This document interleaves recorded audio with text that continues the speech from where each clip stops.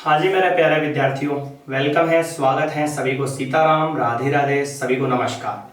स्वागत करता हूं मैं आपका आपके अपने channel S R Z mathematics पर। प्यारे विद्यार्थियों, जैसा कि आप सभी को पता होगा कि अपन ने पिछली क्लास जो है पांचवी प्रश्नावली समांतर श्रेणियां अर्थमेटिक प्रोग्रेशन यानी एपी का बेसिक पार्ट सामान्य इंट्रोडक्शन लिया था। और अगर आपने नहीं देखा है तो उसको जाकर जरूर देखें। मिलेगा कहां पर? चैनल पर जाओ और चैनल पर जाने के बाद आपको प्लेलिस्ट के ऑप्शन पर ओके करना है। वहां पर आपको कक्षा 10 की सभी प्रश्नावलियां 2026-27 के नाम से एक प्लेलिस्ट मिल जाएगी, उसको जाकर जरूर देखें। ओल्ड प्लेलिस्ट भी है पर वो नहीं, और नई वाली देखें, अच्छे से लेटेस्ट समझे, ठीक है ना भाई। तो इस वीडियो के अंदर अपन बात करेंगे अपने 5.1 जो प्रश्नावली है ना उसका क्वेश्चन नंबर फर्स्ट और क्लियर करेंगे। चलिए बात करते हैं। तो प्रश्न ये है कि निम्नलिखित में से किन स्थितियों में संबंध संख्याओं की सूची एपी है और क्यों?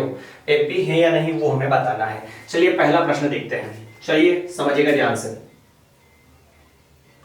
प्रश्न ये कहता है कि प्रत्येक किलोमीटर के बाद टैक्सी का किराया, जबकि प्रथम किलोमीटर के लिए किराया कितना रुपया है? 15 रुपए। यहां पे लिख दूं मैं प्रथम किलोमीटर के लिए किराया, प्रथम किलोमीटर का किराया कितने रुपए? 15 रुपए। प्रथम किलोमीटर का किराया कितना है? 15 रुपए। फिर बात करें आगे तो प्रत्येक अतिरिक्त किलोमीटर पर किराया कितना लगेगा? 8 रुपए। यानी कि फर्स्ट वाला जो किलोमीटर होगा ना उस पे तो 15 रुपया लगेगा ही लगेगा। फिर हर बार हर किलोमीटर पर कितना रुपया लगेगा? फिर 8 रुपए लगेगा। भाई डिस्काउंट दे रहा हूं वो, क्योंकि परमानेंट बन जाओगे आप उसके, इसलिए। तो देखना, दूसरे किलोमीटर का किराया, दूसरे किलोमीटर का किराया, दूसरे नहीं प्रथम 2 किलोमीटर का किराया, क्या लिख दूं यहां पे? 2 किलोमीटर का किराया बराबर 2 किलोमीटर, जिनमें से पहले किलोमीटर का किराया तो हमेशा क्या लगेगा? 15 रुपए। और फिर हर किलोमीटर पर कितना रुपया लगेगा? 8 रुपए। तो कितना हो जाएगा? 23 रुपए। आ गया समझ में? फिर 3 किलोमीटर का किराया, 3 किलोमीटर का किराया बराबर 3 किलोमीटर का किराया, पहले किलोमीटर पे कितना लगा? 15 रुपए। फिर हर किलोमीटर पे कितना लगेगा? 8 रुपए। तो 3 पहले पे तो है 15 रुपए, फिर 8 और 8 यानी कि ये 8 रुपए और फिर ये 8 रुपए। तो हो गए इधर अपने कितने हो जाएंगे भाई बताओ? 8 8 16 30 31 रुपए। कितने हो गए? 31 रुपए। तो यूं समझो कि अपनी ये श्रेणी है ना उसका पहला पद तो क्या हो गया? A1 तो हो गया 15, और A2 यानी कि दूसरे नंबर का हो गया 23, और A3 यानी कि तीसरे नंबर का हो गया 31। आया समझ में? और प्यारे विद्यार्थियों, मैंने बताया था कि अगर एपी है या नहीं पूछे तो उसके लिए आवश्यक शर्त लिखवाई थी, D1 बराबर D2 बराबर D3। ये लिखवाया था, कोई दिक्कत नहीं है ना इसमें। तो अगर ये बराबर आ जाते हैं तो एपी है और अदरवाइज एपी नहीं है, ठीक है। वैसे आप समझ गए हो ना, A1 15 आ रहा, A2 फिर 8 बढ़ा दिया, A3 फिर 8 बढ़ा दिया, A4 फिर से 8 और बढ़ा दो, तो यानी कितना हो जाएगा? 39। होगा नहीं होगा? होगा प्यारे बच्चों। तो देखना D1 बराबर A2 माइनस A1, तो D1 बराबर क्या होगा? A2 यानी कि 23 माइनस A1 का मान 15, तो क्या आ गया? D1 बराबर आ गया 8। पहला आया। दूसरा देखना D2 बराबर क्या होता है? फॉर्मूला A3 माइनस A2 नहीं देखी है फॉर्मूलों वाली क्लास तो उसको जाकर जरूर देखें। D2 बराबर A3 का मान है 31 माइनस A1 का मान A2 का मान कितना है? 23। फिर घटाएंगे तो भी कितना आएगा सर? 8 आएगा। अगर D1 और D2 बराबर आ जाते हैं तो फिर D3 भी निकालना पड़ेगा। तो D1 और D2 बराबर आ गए तो D3 भी निकाल लो। तो D3 का फॉर्मूला भी लिखा अपन ने, A4 minus A3।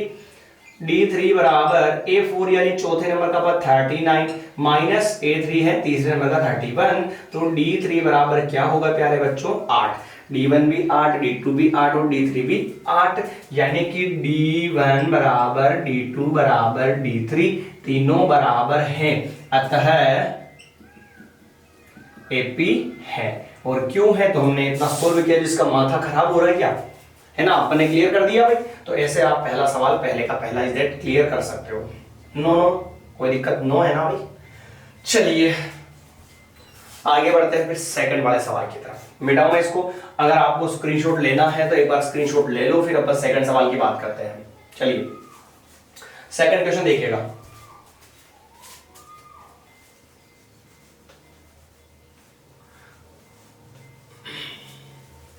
Second question है भाई, हवा का आयतन। बेलन है एक, और बेलन खाया नहीं खाया, जो शादीशुदा होंगे तो खाया ही होगा भाई।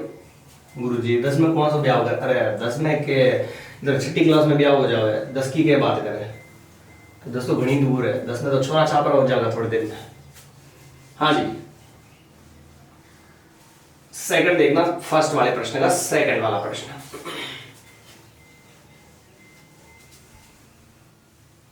लो जी समझो आइए।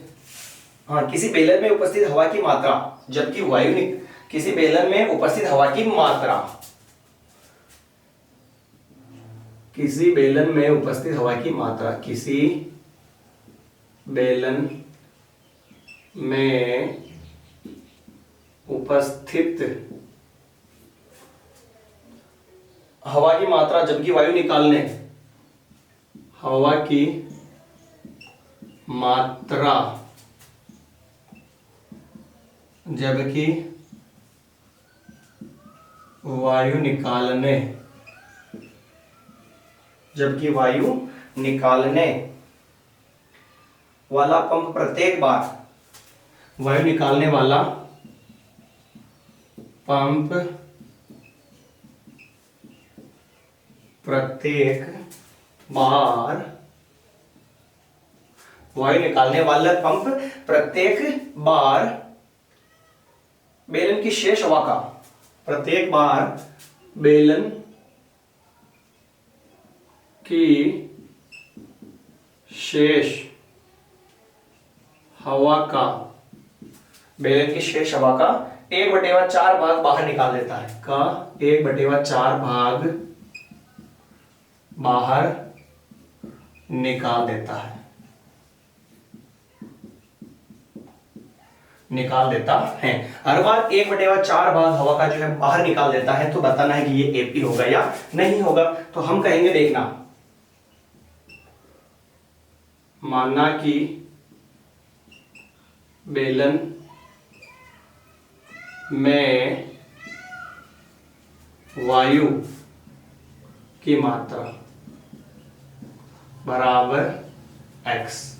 माना कि बेलन जो था ना, बेलन उसमें वायु की मात्रा क्या मान ली, x मान ली। फिर देखना आप दूसरी बार इसको मान लेता हूं, चलो कोई बात नहीं, इसको ऐसे लिख दो। दूसरी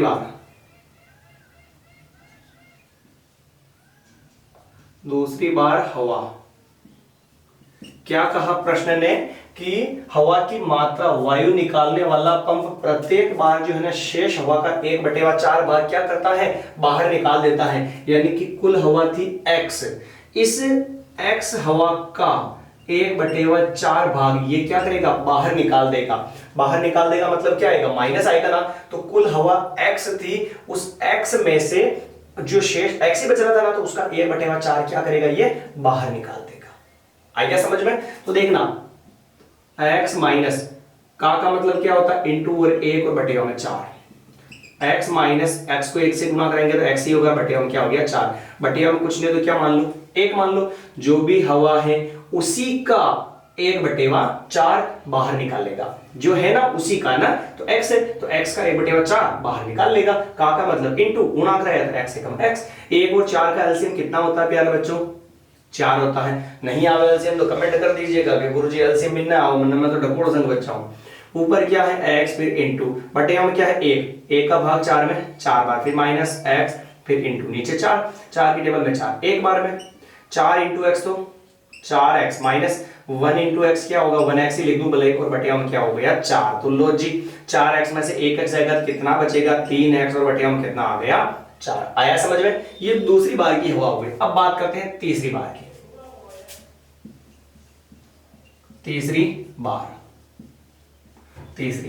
ठीक है। तीसरी बार क्या होगा, शेष हवा कितनी बची उसी का, तो जैसे पहले x थी तो x का, अब शेष हवा क्या है 3x बटेवा 4। 3x बटेवा 4 तो जो शेष बची है उसी हवा का 1/4 बाहर, तो बीच में क्या आएगा माइनस। जो शेष हवा बची हुई है उसी का 1/4 बाहर निकलेगा तो माइनस। तो लो जी 3x/4 माइनस 3x/4 का मतलब into 1/4। 3x/4 minus 3x into 1 3x और बटेगा में 4 बन जाए 4 4 जा 16। ठीक, नीचे 4 और 16 का एलसीएम प्यारे बच्चों आप ऐसे ले लोगे तो एलसीएम आएगा 16 है। एलसीएम नहीं आवे तो बता देना मेरे को भाई।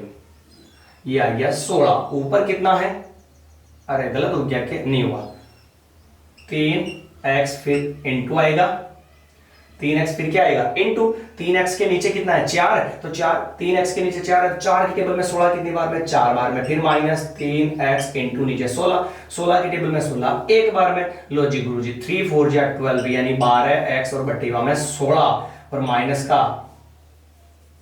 माइनस का क्या है 3x इंटू 1 3x और ये देखो भाई 12x में से 3x जाएगा कितना बचेगा 9x और बटेगा में क्या आ गया 16। यहां तक आया समझ में।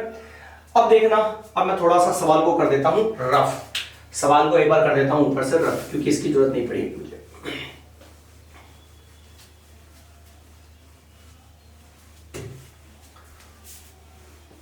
अब पता करेंगे एपी है या नहीं। तो पहला वाला जो पद है ना शुरू वाला वो तो क्या हो गया a1 बराबर तो x, फिर दूसरा वाला a2 बराबर क्या हो गया 3x/4, फिर क्या हो गया a3 बराबर क्या हो गया 9x/16। आ गया समझ में। अब d1 d2 निकाल लो, ज्यादा ना करो तो भी चलेगा ना।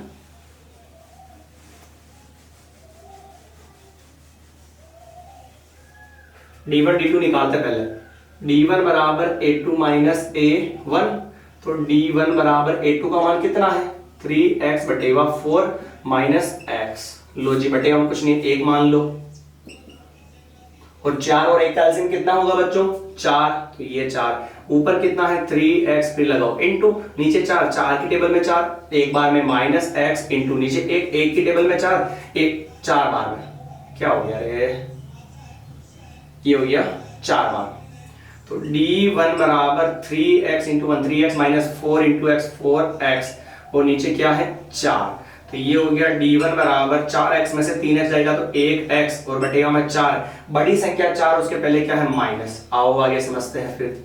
अब निकालते हैं d2 का फॉर्मूला क्या होगा a3 माइनस a2 दिख रहा है सभी को a3 माइनस a2 थोड़ा हार्ड हो सकता सवाल वैसे हर बार करवाते नहीं इस बार कर लिया अपन ने। a3 का मान क्या है 9x बटेगा 16 माइनस a2 का मान क्या है 3x बटेगा 4।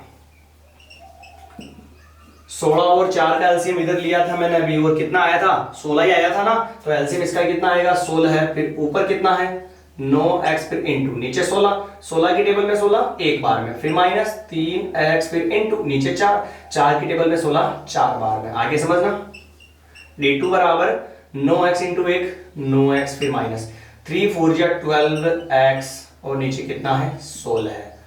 d2 बराबर 12x में से 9x जाएगा कितना बचेगा 3x और बड़ी संख्या माइनस के बटेगा में 16। मेरे को बताओ क्या d1 बराबर d2 है क्या ना है गुरुजी d1 बराबर d2 नहीं है और जब दोनों ही बराबर नहीं है तो d3 निकालने की जरूरत नहीं है और लिख देंगे अतः AP नहीं है AP नहीं है। लो जी उठाओ एक बार इसका स्क्रीनशॉट फिर अपन अगले प्रश्न की बात करते हैं थर्ड वाले को कैसे सोल्व करना है।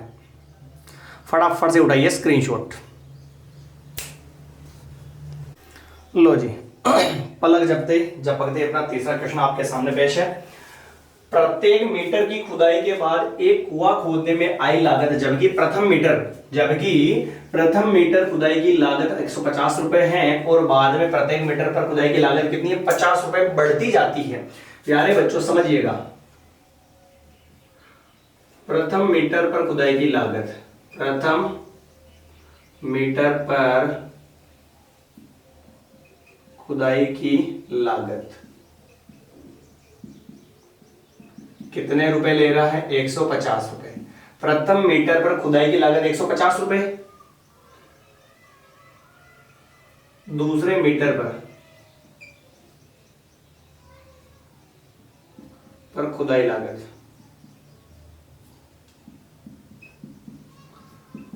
2 मीटर, दूसरे मीटर मतलब 2 मीटर, पहले मीटर पर तो लेगा 150 रुपए, और फिर दूसरे मीटर पर हर बार कितना कितना बढ़ रहा है, हर बार हर मीटर पर 50 रुपए, तो कितने हो गए 200 रुपए। समझ गए क्या? 2 मीटर पर फर्स्ट पे तो 150, फिर अगले वाले पे 50-50 ही लगेगा हर बार 50-50। तीसरे मीटर पर खुदाई की लागत बराबर तीसरे मीटर पर यानी 150 पहले पे, दूसरे पे 50 रुपए, फिर तीसरे पे भी 50, तो हो गए 250 रुपए। कितने रुपए हो गए? 250 रुपए। फिर चौथे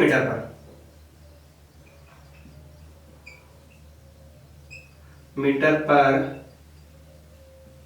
खुदाई लागत, खुदाई की लागत बराबर चौथे मीटर पर यानी पहले मीटर पर 150 रुपए, दूसरे मीटर पर 50, फिर तीसरे पर भी 50 लेगा, फिर चौथे पर भी 50 लेगा, तो हो गए 300 रुपए। आ गया समझ में? 300 रुपए हो गया। ठीक है सर, फिर क्या कर देखो, पहला मीटर मतलब A1 एंड दूसरा मीटर मतलब A2, तीसरा मीटर मतलब A3, चौथा मीटर मतलब A4। ठीक है, D1 बराबर A2 माइनस A1 होता है, तो D1 बराबर A2 दूसरे नंबर का पद 200 माइनस A1 150, तो D1 बराबर क्या हो गया 50। आया समझ में? ठीक। फिर D2 बराबर A3 माइनस A2, D2 बराबर A3 यानी कि 250 माइनस A1 या A2 यानी कि 200, तो D2 बराबर क्या हो गया 50। ऐसे ही D3 भी निकालेंगे कब? जब D1 और D2 क्या हो बराबर, तब D3 निकालेंगे तो होगा A4 माइनस A3, तो D3 बराबर A4 300 माइनस 250, D3 बराबर क्या होगा 50। तुम्हारे को यूं बताओ कि भाई D1 D2 और D3 आपस में क्या है बराबर, अतः ये क्या है AP है। कोई दिक्कत नहीं होनी चाहिए, बड़े ही अच्छे और मस्त और शानदार सवाल है। उठाइए एक बार झट से फट इसका स्क्रीनशॉट, फिर अपन बात करते हैं इसके अगले वाले प्रश्न की। अब बात करते हैं अपन चौथे प्रश्न की। चौथा प्रश्न आपके सामने लिखा हुआ है। प्रश्न ये कहता है कि खाते में प्रत्येक वर्ष का मिश्र धन जबकि 10,000 रुपए की राशि, जबकि प्रथम वर्ष पर है ना, जबकि शुरू में 10,000 रुपए की राशि 8% वार्षिक दर से जो है ना चक्रवृद्धि ब्याज पर जमा होती है, चक्रवृद्धि ब्याज पर जमा होती है। राशि दे रखा है 10,000 रुपए, 10,000 यानी कि मूलधन 10,000 रुपए। ऐसे सवाल तो वैसे पूछते नहीं है ज्यादा। दर दे रखी है आर रेट दे रखी है इसकी 8%। ठीक है, कोई दिक्कत नहीं। अब देखना शुरू में मूलधन कितना दे रखा है 10,000, तो A1 कितना हो जाएगा 10,000। पहला पद तो हो गया। अब दूसरा पद सुनना ध्यान से, चलो इसको रहने दो, पहले आगे नहीं लिखे, ऐसे एक्स्ट्रा नहीं चल रहे ना। क्या हो गया रे कि इसमें गुणा भाग का बहुत लफड़ा है, तो ऐसा सवाल पूछने का बहुत ही चांस 0% मान सकते हो, यूं कह लो। पहला हो गया। दूसरा, प्रथम वर्ष पर चक्रवृद्धि ब्याज, प्रथम वर्ष का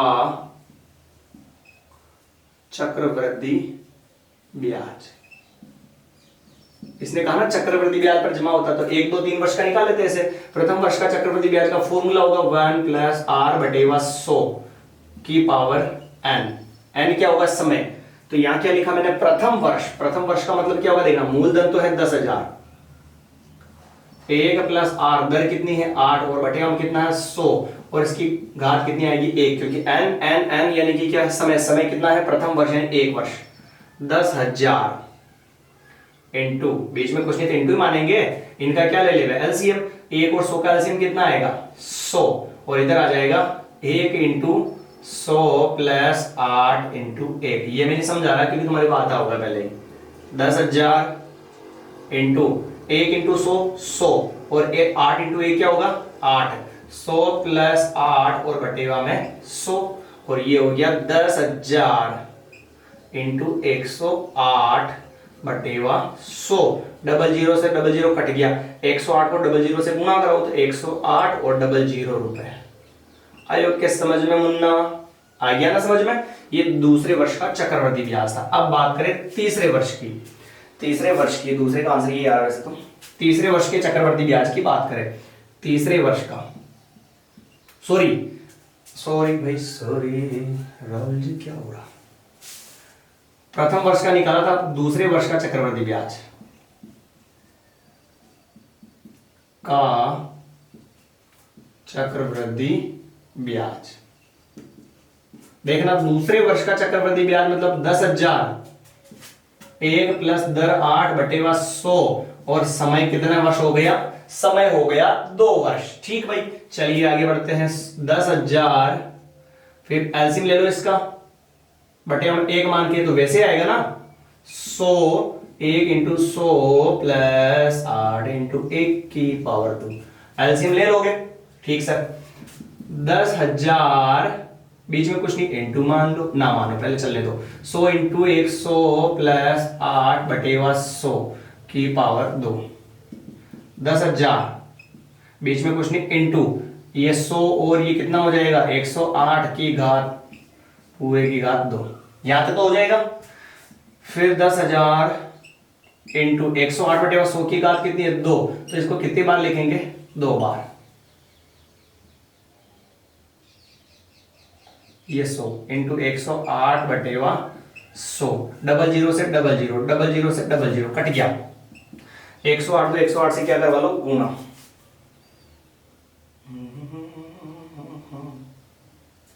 11,664 ये हो गया ओल लेवल, 11,664 आएगा। 11,664 मोबाइल से अपन ने गुणा कर लिया। अब समझना ध्यान से बेटा, पहला पद यानी कि A1 शुरू वाला कितना था सर, शुरू वाला कितना था 10,000